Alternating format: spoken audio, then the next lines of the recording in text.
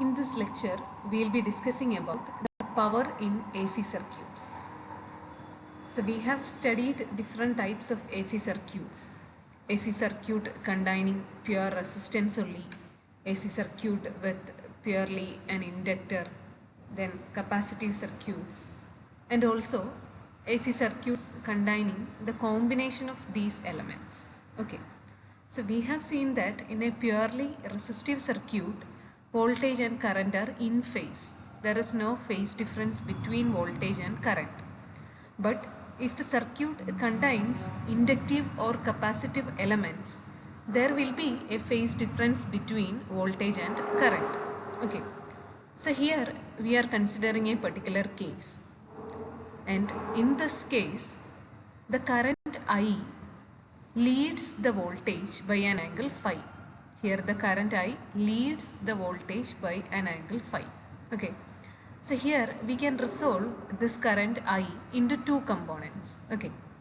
So one component is along the voltage vector V. So the horizontal component is along the voltage vector V and it is equal to I cos phi, where phi is the angle by which the current leads the voltage. And a component which is perpendicular to the voltage V, that is I sin phi. Here the component I cos phi is known as in phase component. I cos phi is the in phase component because this component of current is in phase with the voltage vector, and it is also known as active component of current. Now, perpendicular component I sin phi is known as the quadrature component because it is in quadrature with the voltage vector. It is also known as the reactive component of current. The I sin phi component is also known as reactive component of current. Now let us see different types of power in AC circuits. So first one is the active power, also known as real power. Okay, so active power is the actual power dissipated in the circuit resistance. So if an AC circuit is having a resistance, some amount of power will be dissipated across the resistance, and the power dissipated across the resistance, the circuit resistance, is known as the active power, and it is the real power or true power in an AC circuit. And the active power is obtained as the product of voltage and active or in phase component of current. So active power is the product of voltage and active component of current. That is, active power is equal to voltage into the active component of current, that is I cos phi. So V into I cos phi gives the active power. Active power is denoted with capital letter P, and the unit of active power is watts. So product of voltage and active component of current gives the active power. Now another type of power is the reactive power. Reactive power is the power developed in the inductive reactance of the circuit.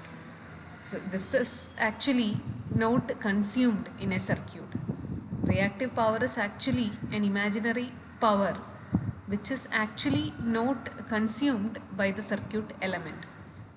It is the power which flows back and forth in the circuit. Okay. So reactive power is encountered in a circuit only if there are reactive elements like capacitors and inductors are there in the circuit. So it is the power developed in the inductive reactance or capacitive reactance of the circuit.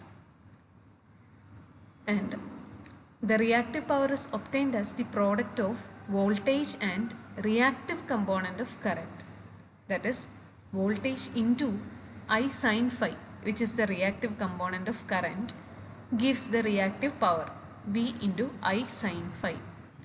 The reactive power is denoted with capital letter Q, and the unit of reactive power is volt ampere reactive, abbreviated as VAR. Now the apparent power. Okay. Apparent power is actually the combination of real power and reactive power. Apparent power is obtained as the product of RMS value of voltage and RMS value of current. Apparent power denoted as capital letter S, which is equal to RMS value of voltage into RMS value of current, and the unit is volt ampere, because unit of voltage is volt and unit of current is ampere. So unit of apparent power is volt ampere. These are the three main types of powers in AC circuit: the real power, reactive power and apparent power. Okay. Now moving on to power factor. Power factor is a very important concept in AC circuits. Okay, so we know that if our AC circuit is having an inductive component or a capacitive component, then there will be a phase difference between voltage and current, and we can denote this angle between voltage and current as phi. Generally in AC circuits, the voltage, the angle difference, the phase shift between voltage and current is denoted using angle phi, using the Greek letter phi, and cosine of this angle is known as the power factor of that particular circuit. Cosine of the angle between voltage and current is known as the power factor. Here angle between voltage and current is denoted as phi, hence power factor is equal to cos phi. Okay, now we know that in a purely resistive circuit, voltage and current are in phase. So there phi will be equal to 0. Angle between voltage and current is 0. Hence power factor is equal to cos 0, that is 1. In a purely inductive circuit and also in a purely capacitive circuit, the angle between voltage and current equal to 90 degree. Phi is equal to 90 degree. So for both the circuits, for a purely inductive circuit and for a purely capacitive circuit, the power factor will be 0. Okay. So for a purely resistive circuit, power factor is unity, and for a purely inductive circuit and for a purely capacitive circuit, the power factor will be 0. So next is the power triangle. Power triangle is nothing but a triangle which is drawn with its sides as the active power, reactive power and apparent power. So a triangle drawn with active power, reactive power and apparent power as sides is known as the power triangle.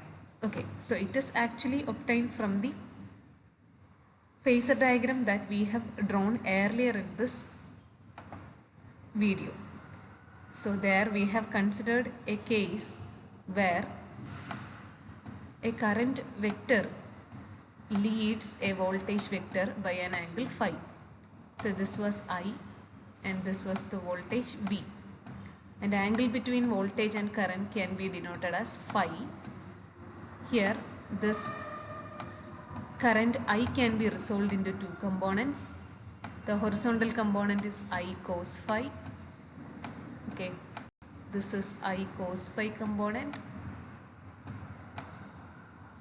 and the vertical component is denoted as I sin phi.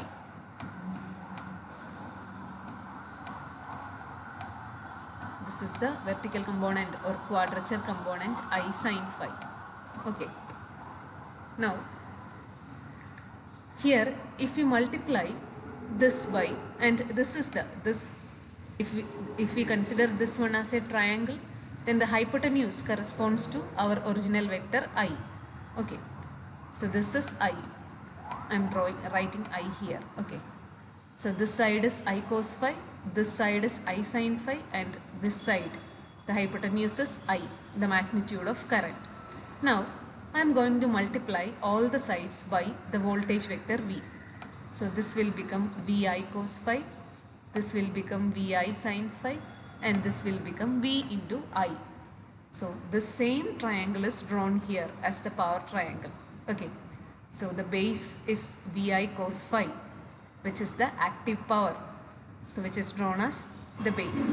Then the altitude is Vi sine phi, which is the reactive power. Vi sine phi is the reactive power, which is drawn as the altitude here. Now, hypotenuse is V into I, which is our apparent power, denoted as S. So it is drawn here, and the angle between Vi cos phi and Vi, or angle between the base and the hypotenuse, is phi, the power factor angle phi, which is also shown here. So power triangle is actually obtained from our phasor diagram between voltage and current. So in our power triangle, the base represents the active power, the altitude represents the reactive power, and the hypotenuse represents the apparent power. So the units are also shown here.